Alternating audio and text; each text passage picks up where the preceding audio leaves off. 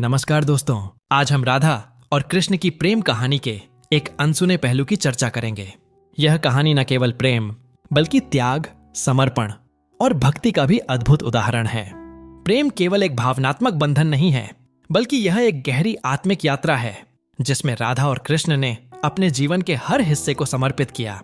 राधा, जो वृंदावन की एक साधारण गोकुली हैं, अपने हृदय में कृष्ण के प्रति अपार प्रेम को समेटे हुए हैं। उनका प्रेम केवल शारीरिक आकर्षण की सीमाओं तक नहीं है, बल्कि यह एक गहरी आत्मिक कड़ी है जो दोनों के बीच एक अद्वितीय संबंध बनाती है।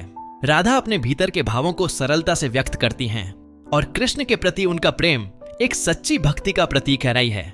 कृष्ण, जो न केवल एक भगवान हैं, बल्कि एक सच्चे प्रेमी भी हैं।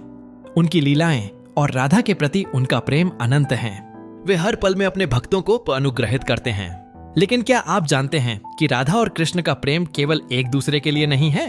उनका संबंध भक्ति और संदेश भी प्रदर्शित करता है जो हर प्रेमी के दिल को स्पर्श करता है। यह प्रेम कहानी एक अद्भुत त्याग की भी कहानी है। राधा ने समाज के नियमों और दबावों के सामने अपने प्रेम को त्याग दिया।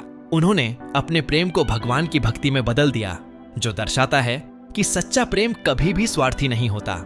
यह प्रेम हमेशा दूसरों की भलाई की चिंता करता है और ईश्वर के प्रति अटूट भक्ति का संचार करता है। उनकी कहानी केवल उनके लिए नहीं, बल्कि सभी भक्तों के लिए एक प्रेरणा है। राधा का प्रेम दिखाता है कि सच्चा प्रेम एक गहरी आस्था के साथ जुड़ा होता है।